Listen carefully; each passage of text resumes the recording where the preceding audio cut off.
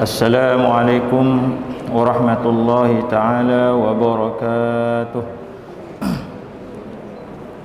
Bismillahirrahmanirrahim.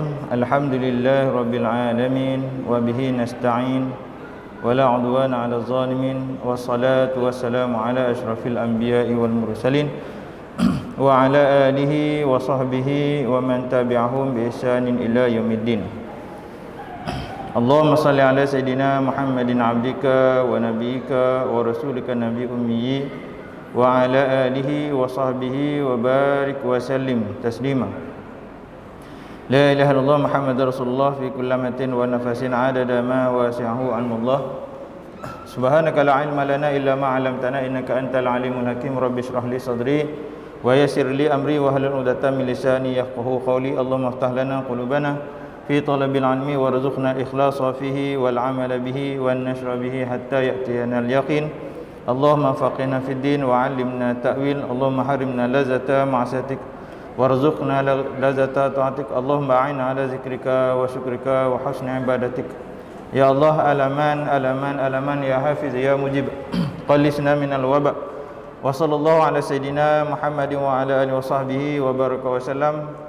Alhamdulillah Rabbil Alamin. Amma ba'du.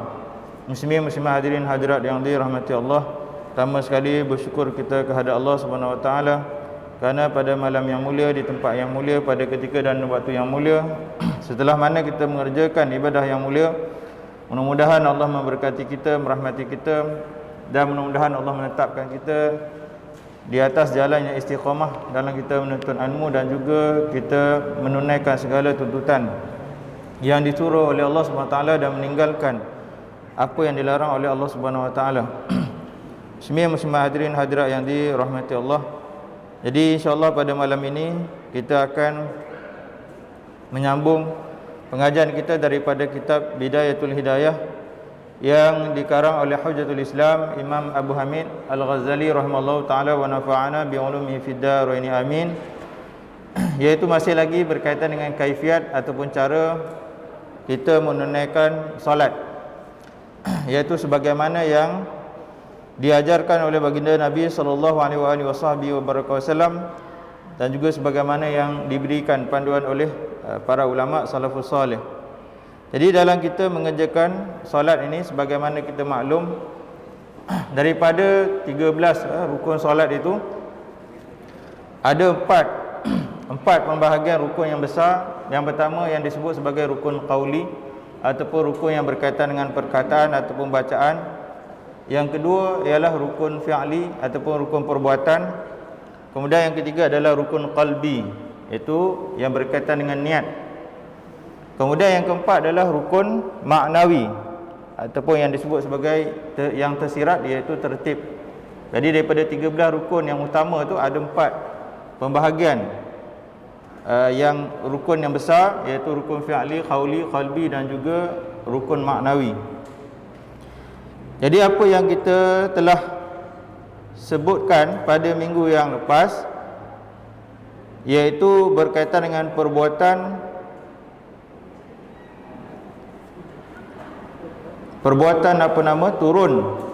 turun daripada i'tidal itu kepada sujud. Iaitu kata Imam Al-Ghazali, kemudian dalam engkau turun untuk sujud sambil mengucapkan Allahu Akbar tanpa mengangkat kedua-dua tangan. Yang ini ketika mana berpindah rukun daripada i'tidal kepada sujud, iaitu mesti diucapkan kalimat Allahu Akbar tanpa mengangkat kedua-dua tangan. Yang ini ketika mana i'tidal nak turun kepada sujud, hanya mengucapkan takbir intiqalat saja, Allahu Akbar, tanpa mengangkat kedua-dua tangan. Dan takbir itu mestilah sampai sempurna pada kedudukan sujud, baru selesai takbir Allahu Akbar itu. Dan pertama kali yang mesti turun ketika mana sujud itu adalah kedua-dua lutut. Tertibnya ialah kedua-dua lutut, kemudian barulah kedua-dua tangan, kemudian diiringi dengan dahi, jabhatun ni, dengan dahi. Dan dahi itu mestilah terbuka dalam keadaan terbuka, tidak tertutup. Dan letakkan hidungmu bersama dengan dahimu. Maknanya hidung dengan dahi itu sekata, selari, iaitu di tempat sujud. Dan renggangkan kedua-dua sikumu daripada lambungmu. Kedua-dua siku daripada lambung kanan dengan kiri ini direnggangkan, mesti dibuka, khususnya orang lelaki lah. Dan renggangkan pula perutmu daripada kedua pahamu. Dan perempuan tidak berbuat demikian. Sedangkan orang perempuan tidak berbuat demikian. Ia hendaklah merapatkan sebagai anggota kepada sebagai yang lain. Yang ini orang perempuan, dia kena rapatkan anggota dia, sebagian anggota dengan anggota yang lain, tidak sebagaimana orang lelaki. Dan letakkan kedua-dua tanganmu di atas lantai, yang ini di tempat solat, berbetulan dengan kedua-dua bahumu. Maknanya sebagaimana kita angkat takbiratul ihram, macam itulah kedudukan dia ketika mana kita sujud. Dan janganlah engkau hamparkan kedua-dua hastamu di atas lantai seperti perbuatan anjing. Ini kadang-kadang ada orang solat dihamparkan hasta dia, hamparkan hasta dia ni di atas lantai seperti mana perbuatan anjing. Ada tengok anjing kan? Kan? Dia rapat kan? Dia letak kan di atas lantai. Dia tak angkat. Kita kalau solat dia kena angkat. Bukan letak macam tu. Ada orang solat dia letak macam tu, sebagaimana perbuatan anjing. Jadi kena angkat. Yang sentuh lantai tempat sujud hanya telapak tangan saja, bukan bahagian lengan, bahagian hasta ni. Dan baca olehmu ketika sujud itu akan tasbih ini. Dan ketika mana sujud, iaitu baca tasbih subhana rabbiyal a'la, subhana rabbiyal a'la wa bihamdih, tambahannya wa bihamdih. Disebut oleh Mazali di sini subhana rabbiyal a'la, tambahannya wa bihamdih, subhana rabbiyal a'la wa bihamdih, iaitu maha suci Tuhanku yang maha tinggi. Al-a'la yang tinggi, maknanya yang tinggi kedudukan dia, tingkatan dia. Engkau baca tasbih ini 3 kali apabila engkau sembahyang berjemaah. Bila sembahyang berjemaah, sebagaimana disebutkan sebelum ni, baca 3 kali sahaja. Sama ada oleh imam ataupun makmum, baca 3 kali, tidak kurang dan tidak lebih. Dan 7 kali atau 10 kali apabila engkau sembahyang sendirian.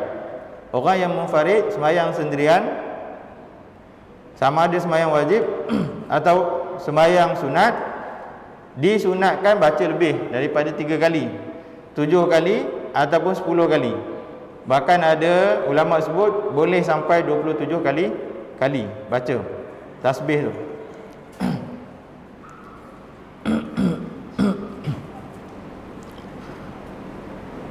Jadi maknanya bila sujud tu, sujud di atas 7 anggota. Sujud di atas 7 anggota.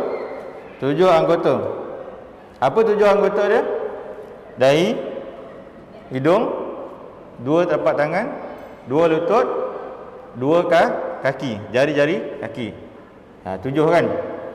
Mesti sujud di atas 7 anggota tu. Oleh sebab tu disebut tadi dahi dengan hidung tu kena selari. Jangan sujud dahi, hidung terangkat. Hidung tak cecah dekat lantai. Hidung kena cecah di lantai. Hidung kena pastikan kena pada tempat sujud.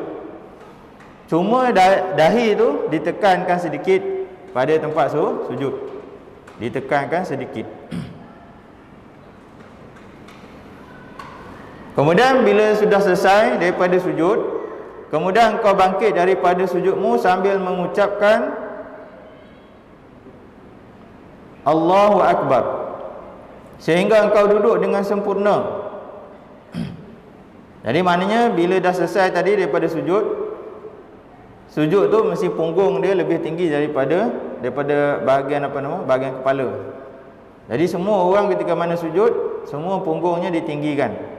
Tak kira lah raja ke siapa ke, besar pangkat macam mana pun, CEO ke, CEO Mega Holding ke apa ke, semua kena angkat punggung ketika mana sujud.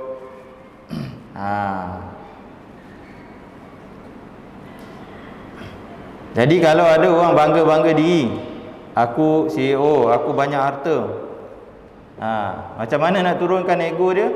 Tadi kau solat pun punggung kau kat atas juga, sama macam aku, tak ada beza pun. Jadi jangan bangga-bangga dirilah. Kita semua sama. Yang membezakan hanya adalah takwa.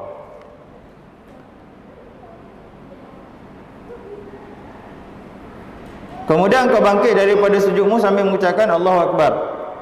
Kemudian daripada sujud, kemudian nak angkat kepada duduk antara dua sujud itu, iaitu mengucapkan Allahu Akbar. Sehinggalah engkau duduk dengan sempurna.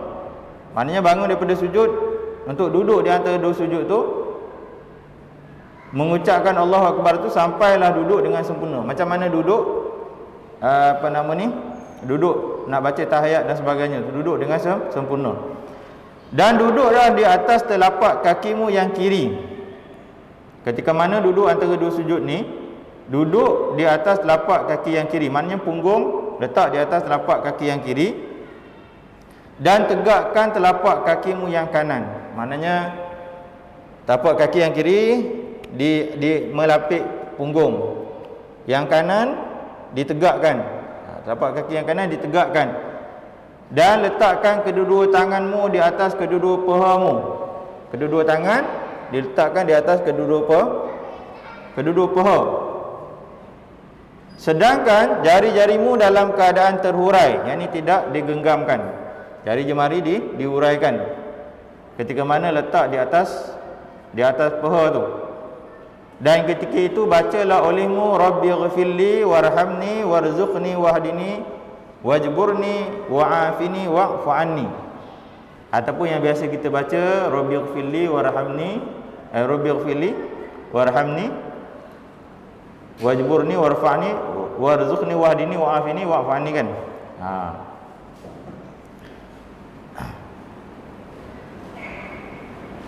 Itu ketika mana duduk antara dua sujud. Ini ada semua ni adalah doa. Wahai Tuhanku, ampunilah aku, kasihanilah aku, berikanlah rezeki kepadaku. Maknanya rezeki di sini sama ada rezeki zahir ataupun batin. Jadi rezeki ni jangan kita ingat rezeki ni hanya makan je. Bila sebut rezeki ingat makan je ingat. Yang dia ingat makan. Makan. Rezeki ni luas. Luas. Bukan hanya yang kita makan. Maksud rezeki ni apa yang kita ambil manfaat daripada perkara tersebut, sesuatu tersebut, itu namakan rezeki. Jadi termasuklah rezeki itu adalah ilmu. Kalau kita dapat ilmu, itu rezeki kita. Kita diberikan kesihatan, itu rezeki. Kita diberikan masa lapang, itu rezeki. Kita diberikan ketenangan, walaupun tak ada duit dalam bank, satu habuk duit pun tak ada, dalam poket kosong. Bukan kata ujung bulan, awal bulan dah kosong dah. Pasal apa? Bayar tu bayar ni kosong. Tapi hati tenang. Itu rezeki. Kadang-kadang ada orang banyak duit tapi hati resah. Itulah rezeki. Dapat anak, rezeki. Dan sebagainya lah. Berikanlah hidayah kepadaku dan tampunglah kekuranganku, dan afiatkanlah badanku dan maafkanlah dosaku. Beri ampunan kepada dosa. Kemudian lalu engkau sujud kali yang kedua. Bila selesai daripada duduk antara dua sujud, selesai daripada membaca doa tadi, kemudian sujud untuk kali yang kedua. Sujud untuk kali yang kedua seperti kaifiat sujud yang pertama. Maknanya tata cara sujud yang pertama, yang kedua itu adalah sama seperti mana sujud yang pertama, iaitu sujud di atas tujuh anggota tadi. Kemudian engkau bangkit pula untuk duduk istirahat. Yang tadi duduk antara dua sujud, yang ini duduk istirahat. Jadi pada ketika mana sujud itu, antara dua sujud tu ada, antara dua sujud dan selepas daripada sujud yang kedua tu ada dua keadaan duduk, iaitu duduk antara dua sujud. Yang satu lagi adalah duduk istirahat.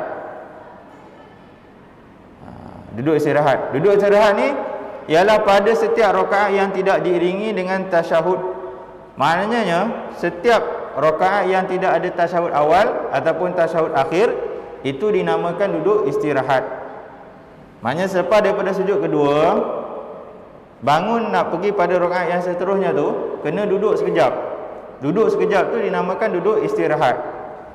Sebab tu dinamakan duduk istirahat.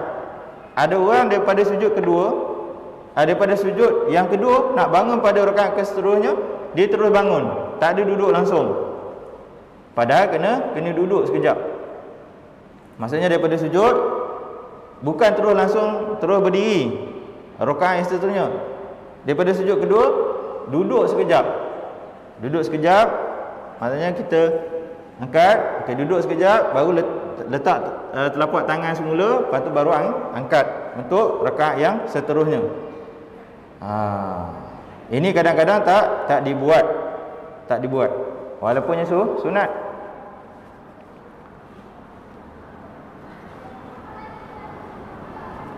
Iaitu apa? Setiap rakaat yang tak ada tasyahud. Maknanya kalau lepas pada tasyahud awal tak perlu buatlah. Tasyahud akhir tak perlulah, sebab tasyahud akhir dah bagi salam, dah habis solat. Yang tak ada tasyahud ni, masa itulah duduk istirahat. Dan hendaklah kau duduk istirahat ini sekejap sahaja. Jangan duduk lama. Duduk sekejap sekadar nak apa? Orang kata nak ambil nafas, sebelum nak berdiri pada rakaat yang seterusnya. Duduk sekejap saja. Kemudian engkau berdiri dan engkau letakkan kedua-dua tanganmu di atas lantai. Maksudnya tadilah daripada sujud, lepas tu angkat tu untuk duduk sekejap, duduk istirahat, kemudian letak kedua-dua telapak tangan atas lantai tadi, lepas tu baru berdiri terus untuk rakaat yang seterusnya. Dan janganlah engkau mendahulukan sebelah kaki ketika mana berdiri. Maknanya ketika nak berdiri tu, nak berdiri untuk rakaat yang seterusnya, jangan mendahului sebelah kaki daripada sebelah kaki yang lain. Maknanya kena serentak. Kedua-dua kaki itu kena serentak bangun untuk berdiri.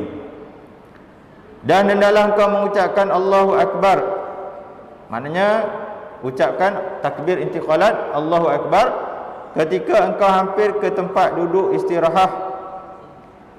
Maka terus takbir itu engkau panjangkan sehingga sampai lebih kurang separuh berdirimu. Maknanya tadi lepas daripada sujud kedua, bangun istirahat, lepas tu letak kedua telapak tangan, lepas tu nak bangun kepada rakaat yang seterusnya tu Allahu Akbar, sampai betul-betul berdiri tegak, baru habis takbir. Kalau di sini malah disebut sampai separuh. Sampai separuh.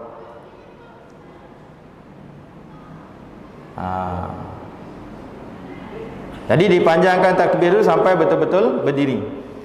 Kemudian dah masuk kepada rakaat yang kedua. Dalam rakaat kedua, hendaklah engkau ulangi seperti kaifiat ataupun seperti mana cara rakaat yang pertama. Bermula daripada perkataan a'udzubillahi minasyaitonirrajim sampai kepada sujud yang kedua. Kemudian rakaat kedua pun samalah. Cara solatnya adalah sama, bermula daripada a'udzubillahi minasyaitonirrajim. Maknanya daripada sujud yang kedua, lepas daripada istirahat, kemudian dia bangun kepada rakaat yang seterusnya. Bila dah betul-betul berdiri, selesai daripada takbir tadi, betul-betul berdiri tegak, barulah membaca ta'awuz, membaca isti'azah, a'udzubillahi minasyaitonirrajim. Lepas tu baru baca Fatihah. Baca Fatihah. Jadi di antara isti'azah dengan Fatihah tu ada saktah dia, ada ruang apa nama, ruang antara jarak antara bacaan isti'azah dengan Fatihah. Jadi kalau dalam solat berjemaah, imam bila dah sampai pada berdiri tegak, imam jangan-jangan langsung terus baca Fatihah. Tertibnya dia kena tunggu makmum dulu. Saya tahu imam kan, Allahu Akbar, dah sampai, tunggu makmum betul-betul berdiri baru baca Fatihah. Itu tertib dia. Maksudnya kan makmum ada di belakang kita kan, kita jadi imam. Bila kita dah betul-betul berdiri kan, kita nampak dengan apa nama, mata sebelah kanan kiri ni kadang nampak kan. Kita ni nampak dah makmum yang sah yang pertama ni dah betul berdiri kan. Baru kita mula baca Fatihah selepas daripada baca isti'azah tu. Jadi setiap kali berpindah rukun, imam dia kena tunggu makmum.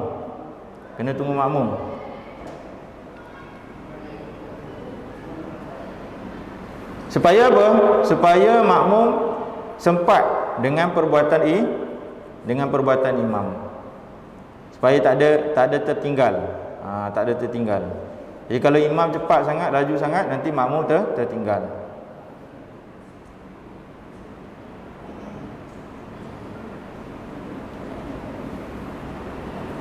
Kemudian hendaklah engkau duduk untuk tasyahud pertama. Maksudnya kan tadi selesai rakaat pertama, kemudian dah bangun untuk rakaat kedua. Daripada rakaat kedua, daripada berdiri rakaat kedua sampailah nak baca tasyahud tu, perbuatan tu adalah sama. Dari segi bacaan apa semua dah sama. Kemudian sampailah kepada duduk untuk tasyahud pertama ataupun tahiyat awal. Sampai pada duduk tasyahud awal ataupun tahiyat awal. Ketika mana tasyahud awal tu, duduk tahiyat awal, hendaklah engkau letakkan tangan kanan di atas paha kanan dengan menggenggamkan jari-jarimu. Maksudnya bila nak baca tahiyat awal tu, kedua-dua tangan diletakkan di atas paha, kecuali tangan kanan ni menggenggam jari-jari, kecuali jari telunjuk dan ibu jari. Yang lain genggam, kecuali dua jari ini saja tidak digenggamkan. Maka engkau biarkan kedua jari ini, jari ibu jari dan juga jari telunjuk ni tanpa digenggam. Dalam hadis disebutkan, maksudnya 3 jari ini digenggam, 2 jari ini tidak digenggam. Ibu jari di bawah daripada jari telunjuk, jari tunjuk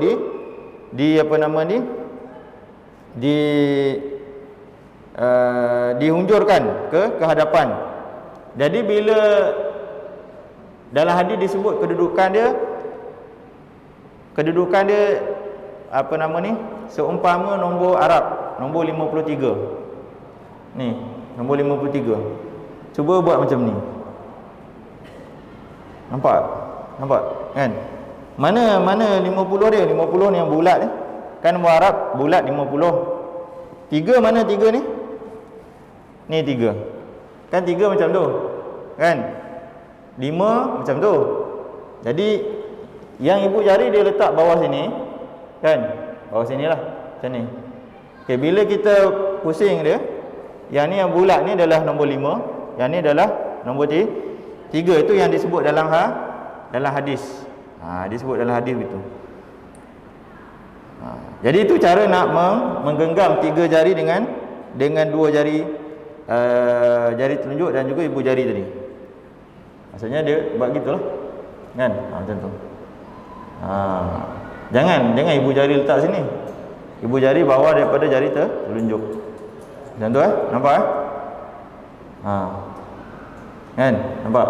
Jadi bila kita pusing, dia membentuk nombor 53. Nombor 53 Arab lah. Kalau cari nombor 53 bukan Arab, memang tak jumpa. Sampai mati tak jumpa. Dia bayangkan 5, 7, memang tak jumpa nombor Arab. 5 bulat dengan 3 kan.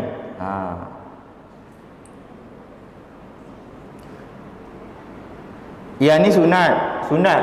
Kalau siapa tak boleh nak buat, jari dia sakit, buat sekadar apa yang mampulah. Tapi kalau dapat sempurna, dapat buat sebagaimana yang diisyaratkan dalam hadis. Dan hendaklah engkau mengisyaratkan dengan telunjuk yang kanan ketika engkau mengatakan illallah. Jadi bila tasyahud awal, mula tasyahud awal sebelum nak baca tasyahud awal tu, jari dah unjuk ke depan. Jari dah unjuk ke depan. Dah genggam siap-siap, dah ulurkan ke depan. Maksudnya kedudukan dia macam tu lah. Bukan waktu nak baca asyhadu alla ilaha illallah baru nak angkat. Dia dah awal-awal lagi dah duduk macam tu. Cuma bila baca tasyahud, baca tahiyat, bila sampai kepada illallah, kan? Illallah baru diangkat.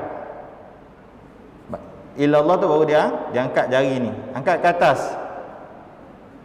Masa sebelum tu duduk macam ni lah. Sebelum tu macam ni. Asyhadu la ilaha illallah baru diangkat. Illallah tu baru angkat. Bila dah diangkat, mata kena pandang dekat jari yang kita angkat tadi. Kena pandang, sunat pandang. Tadi kan pandang tempat sujud. Bila illallah pandang dekat jari sini. Bukan ketika mengatakan la ilaha, ketika illallah baru pandang, baru angkat jari tu dan pandang kat tempat jari telunjuk tu. Boleh faham Sebelum tu macam ni.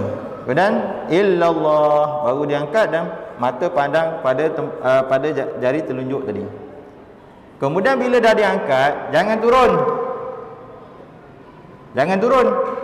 Asyhadu alla ilaha illallah tu dah angkat. Lepas kita dah pandang jari tadi, dah selesai illallah, mata pandang kepada tempat sujud semula. Jari ni macam ni, jangan diangkat sampai habis tahiyat awal. Kalau tahiyat akhir sama juga, sampai habis tahiyat akhir, sampai selesai. Kan? Ada orang dah illallah, lepas tu dah selesai, dia turun. Dia sebenarnya kena angkat sampai selesai. Sama ada tahiyat awal ataupun tahiyat akhir. Kalau tahiyat awal sampai selesai tahiyat awal lah. Kalau tahiyat akhir sampai bagi salam. Assalamualaikum warahmatullahi. Assalamualaikum warahmatullahi. Baru turun. Baru tu turun. Dan letakkan tangan kirimu dalam keadaan terhurai, tidak digenggam. Tangan kiri kena terhurai, tidak digenggam. Di atas paha kiri. Dan dalam kau duduk di atas kakimu yang kiri pada tasyahud ini. Yang ini tasyahud awal, duduk di atas kaki yang kiri. Seperti yang kau duduk antara dua sujud dahulu. Maksudnya tadi kan, kita duduk antara dua sujud tadi, cara ni adalah punggung di atas kaki kiri, kaki kanan ditegakkan. Begitulah ketika mana duduk tasyahud awal.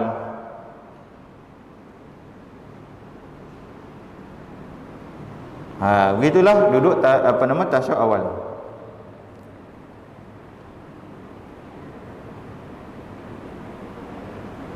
Jadi selesai. Dan dalam kau duduk tawarruk pada tasyahud akhir. Pada tasyahud akhir, cara duduk dia berbeza daripada duduk tahiyat awal, iaitu dengan cara duduk tawarruk. Tawarruk iaitu dengan mendudukkan punggungmu yang kiri. Maksudnya tadi, kalau duduk tahiyat awal, punggung letak di atas kaki yang kiri. Tasyahud akhir, punggung terus di lantai. Di lantai, kaki kiri disilangkan di bawah kaki yang kanan. Kaki kanan ditegakkan. Kaki kanan ditegakkan. Dan mendirikan telapak kaki kanan dan meletakkan kaki kiri di bawah kaki kanan. Dengan dikeluarkan sedikit ujung kaki kiri itu di bawah kaki kanan. Ujung kaki kiri itu kena keluar sedikit di bawah kaki kanan. Jangan tenggelamkan dalam dia, kena keluarkan. Keluarkan. Boleh bayangkan kan? Kena keluarkan. Boleh faham Jadi duduk ni, cara duduk ni, pertama tadi duduk seperti mana tahiyat awal. Kemudian duduk tahiyat akhir. Cara duduk tahiyat akhir itu dinamakan duduk tawarruk. Kemudian kita duduk bersila tu dinamakan duduk tarabbuk. Duduk tarabbuk. Jadi cara duduk ni ada beberapa perbuatan ataupun cara duduklah. Antara itulah tiga cara duduk tadi. Jadi selain daripada solat, cara duduk Nabi pun macam itulah di luar daripada solat. Sama ada duduk tawarruk, duduk seperti mana tahiyat awal, ataupun duduk tarabbuk, duduk bersila tu, ataupun satu lagi duduk dipanggil duduk apa? Yang punggung diletakkan di atas di atas tumit kaki. Di atas tumit kaki. Itu antara cara-cara duduk. Cuma dalam solat, duduk tahiyat awal seperti mana tadi, duduk tahiyat akhir seperti mana duduk tawarruk. Dan dalam kau sempurnakan membaca doa yang maksur daripada Rasulullah SAW pada tasyahud akhir ini. Jadi ketika mana duduk tasyahud akhir, dianjurkan membaca doa yang maksur, doa yang datangnya daripada Nabi sallallahu alaihi wasallam. Antara doa yang maksur daripada Nabi ialah doa minta jauh daripada 4 perkara tu. Minta jauh daripada fitnah dajjal, fitnah mahya wal mamat, kemudian dajjal, fitnah kubur, dan yang satu lagi 4 perkara tu. Itu doa yang maksud daripada Nabi SAW yang disunatkan baca pada tasyahud akhir, pada tahiyat akhir. Yang ni selesai daripada tahiyat akhir, kemudian baca doa tersebut, kemudian barulah memberi salam. Kemudian kata olehmu selepas selesai daripada segala doa itu akan Assalamualaikum warahmatullahi 2 kali. Sekali ke kanan dan sekali ke kiri. Maknanya ketika mana kita dah duduk tasyahud akhir, tahiyat akhir, kan? Assalamualaikum warahmatullahi. Kemudian pada posisi yang semula Assalamualaikum warahmatullahi. Jadi Assalamualaikum kat sini, warahmatullahi baru berpusing. Jangan Assalamualaikum warahmatullahi, Assalamualaikum warahmatullahi. Itu tidak mengikut sunnah. Itu tak mengikut sunnah. Yang sunnahnya adalah Assalamualaikum warahmatullahi. Semula duduk tengah-tengah balik Assalamualaikum warahmatullahi. Macam tu. Kalau nak ikut sunnah betul macam itulah. Kalau Assalamualaikum warahmatullahi, Assalamualaikum warahmatullahi, lepas tu keluar terus. Tu lagi dah tak sunnah. Wirid tak baca, doa tak baca, apa tak baca, apa dia kejar tak tahu. Jadi nak buat tu buat betul-betul lah. Buat sebagaimana sunnah. Dan hendaklah kau menoleh ketika memberi salam itu sekira-kira dapat dilihat putihnya pipimu. Walaupun pipi tak putih, seolah-olah dilihat putih pipi tu. Disebut putih pipi ni perbuatan Nabi SAW, kerana Nabi ni kulitnya cerah putih. Kalau kita kulit tak cerah pun, maksudnya bila orang belakang nampak pipi kita, so maksudnya kita berpusing tu Assalamualaikum warahmatullahi, sampai orang belakang ni nampak pipi kita ni. Itu dia punya berpusing tu. Jangan Assalamualaikum warahmatullahi, orang tak nampak pipi. Yang sempurnanya sampai nampak pipi tu. Daripada sebelah tepi, orang sebelah tepi ni nampak, ataupun orang yang kat belakang kita ni nampak Assalamualaikum warahmatullahi, kemudian Assalamualaikum warahmatullahi, nampak. Maksudnya kalau dari segi mata kita ni, kita nampak di ujung bau kita ni. Maknanya orang kat belakang tu nampaklah pipi kita. Orang kat belakang tu ataupun orang sebelah kita ni nampak pipi kita dari sebelah tepimu. Dan niatkan olehmu akan keluar daripada sembahyang. Maknanya bila dah bagi salam tu, niat keluar daripada sembahyang. Niat keluar daripada sembahyang. Sunat niat keluar daripada sembahyang. Niat nak keluar daripada sembahyang lah bagi salam kan. Assalamualaikum warahmatullahi, Assalamualaikum warahmatullahi. Sembahyang dah habis. Maksudnya bila dah bagi salam tu menunjukkan solat tu dah selesai. Kemudian niat keluar daripada sembahyang. Itu yang pertama. Yang kedua, hendaklah engkau niatkan memberi salam kepada orang-orang yang ada di kanan dan kiri daripada segala malaikat dan manusia dan juga jin Islam. Maknanya ni kita bagi Assalamualaikum warahmatullahi. Niatkan salam kita tu pertama untuk jemaah yang ada dengan kita lah. Kalau imam, dia niatkan untuk jemaah yang sebelah kanan, nanti sebelah kiri lah. Jemaah yang saf pertama samalah, dia niatkan mana-mana jemaah yang ada. Salam tu untuk para jemaah, maknanya di kalangan manusia yang pertama. Yang kedua, salam tu diniatkan untuk segala malaikat, sebab yang semayang dengan kita ni ada malaikat semayang dengan kita. Kemudian jin Islam, semayang dengan kita ni ada juga jin Islam. Niatkan saja, niatkan salam tu untuk mereka, untuk semua tu. Niatkan sajalah salam tersebut.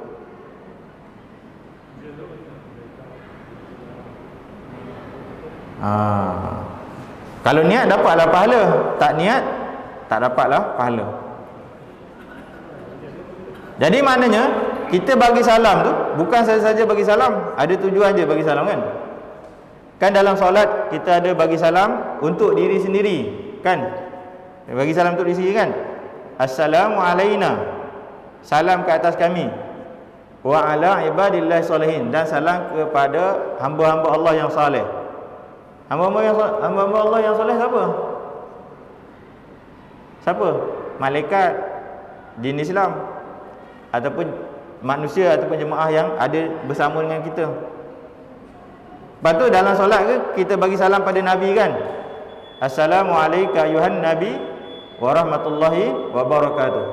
Kita bagi salam okay. Ada orang soalkan sikit Ada orang pun soalkan, kita bagi salam pada malaikat, kita niat bagi salam pada jin Islam, ataupun kita niat bagi salam, kita tak nampak mereka pun, memang kita tak nampak. Habis tu kita bagi salam kat Nabi tu, Nabi ada depan kita tak? Assalamualaikum ayuhan Nabi warahmatullahi kan? Kan kita sebut betul kan? Nabi ada depan kita tak? Tak ada. Habis tu macam mana kita bagi salam sedangkan Nabi tak ada depan kita? Seumpama saya bagi salam, Assalamualaikum. Apa orang kata kat kita? Apa orang kata kat saya? Saya bagi salam ni, arah ni. Kalau bagi salam kat sini tak apalah. Niat bagi salam pada orang yang depan kan. Saya pusing kat sini. Assalamualaikum. Agak-agak kata apa? Ustaz ni dah. Dah sudah. Kan? Jadi bila kita bagi salam pada Nabi, Assalamualaikum ayuhan Nabi warahmatullahi. Nabi tak ada depan kita. Macam mana boleh bagi salam tu?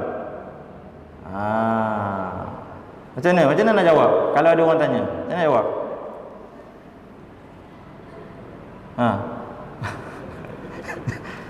Salam tu, yang kita bagi salam tu akan disampaikan oleh malaikat kepada Nabi. Bila salam tu disampaikan, malaikat akan sebut, Ali bin Ahmad dah bagi salam kepada engkau wahai Rasulullah, maka Rasulullah akan jawab salam tu. Maknanya tak jadi sia-sia kita bagi salam, Assalamualaikum ya Nabi warahmatullah, Nabi akan jawab. Samalah bila kita masuk rumah kan, kita masuk rumah, kalau kita ada orang kat rumah kita tu, kita bagi salamnya Assalamualaikum warahmatullah, macam biasalah. Kalau tak ada orang kat rumah kita tu, kita bagi salam macam mana yang Nabi ajar? Assalamualaikum wa ala ibadillahi salihin kan. Orang tak ada dalam rumah kita, macam mana kita bagi salam? Tu ibadallahi salihin. Boleh jadi ada rumah kita tu malaikat, boleh jadi jin Islam. Sebab tu kita bagi salam. Dan satu lagi kita bagi salam, Assalamualaikum ayuhan Nabi warahmatullah. Nabi tak ada kat rumah kita, tapi kita bagi salam tu, salam kita tu akan dibawa oleh malaikat kepada Nabi, dan Nabi akan jawab salam tu. Bila Nabi jawab salam, Nabi kenal lah siapa yang bagi salam pada Nabi. Macam kita selawat lah, kita selawat kita tu akan sampai pada Nabi. Selawat tu kan salam. Allahumma salli ala sayyidina Muhammad, Allahumma salli wa sallim ala sayyidina Muhammad. Selawat tu kan ada salam, selawat dan salam. Jadi akan dibawa oleh malaikat kepada Nabi, dan Nabi akan jawab salam tersebut. Yang itu disebut dalam hadis. Sebab tu ada malaikat dia berkeliling. Satu dunia ni berkeliling, dia cari siapa yang selawat pada Nabi, dia ambil salam tu, selawat tu dia pergi menghadap depan Nabi bagi tahu. Orang ni dah menyampaikan salam dan juga selawat kepada Nabi. Sebab tu orang pergi Mekah, pergi buat umrah, pergi haji, ada amalan kirim salam kan? Ada tak? Orang nak pergi Mekah, buat haji, buat umrah, tolong kirim salam kepada Nabi. Ada tak? Pernah tak? Kan kita bagi tahu kan, tolong kirim salam kat Nabi. Maksudnya orang tu nanti dia pergi dekat Raudhah, pergi dekat maqam Nabi, dia akan baca, dia akan bagi tahu kata ya Rasulullah, si fulan bin fulan menyampaikan salam pada engkau. Dengan syarat kena sebut lafaz salam tu. Orang yang nak menyampaikan salam tu, nak mengirim salam, dia kena sebutlah, tolong sampaikan Assalamualaikum warahmatullahi ni kepada Nabi. Ada barang yang nak disampaikan, kena sebut lafaz tu. Kalau tak sebut lafaz, cuma sebut tolong sampaikan salam, tak wajib orang tu pergi sampaikan salam. Macam contoh Nabi ni lah, saya kata dekat tuan kata tolong sampaikan salam pada tuan pengurusi, saya tak lafazkan salam tu, tak wajib sampaikan salam tersebut, tak jadi dosa. Pasal apa? Tak ada barang yang nak dikirim. Nak kirim apa? Barang tak ada. Faham tak? Jadi bila sebut lafaz salam tu adalah barang yang nak dikirimkan. Dan orang yang diamanahkan tu wajib sampaikan. Wajib sampaikan. Jadi kalau kita salam dalam solat, salam kita tu sampai pada Nabi, apatah lagi kita pergi duduk di makam Nabi. Faham tak? Ada orang kata pergi makam Nabi, bagi salam, kirim salam tu tak sampai, padahal yang dalam solat yang dia baca tu kan. Okay. Itu penjelasan dia lah, penjelasan dia. Okey, kita berhenti dulu di sini, nanti kita sambung. Dan apa yang telah disebutkan ini adalah cara sembahyang dengan sendirian, iaitu cara sembahyang seorang diri. Dan nanti akan disebutkan semula pada bab yang ke-12, cara sembahyang secara berjemaah, secara khusus. Jadi kita berhenti dulu di sini. Yang baik tu daripada Allah Subhanahu Wa Taala, yang lemah kurang tu daripada diri sendiri. Salah silap, mohon maaf dan sebagainya. Jadi apa-apa yang kita pelajari ini, ada bahagian-bahagian yang kadang-kadang kita yang kita tahu itu sebagai pengukuhan, yang dah tahu dah kan, dah tahu tu adalah pengukuhan. Yang kita tak tahu tu sebagai penambahan, ilmu baru.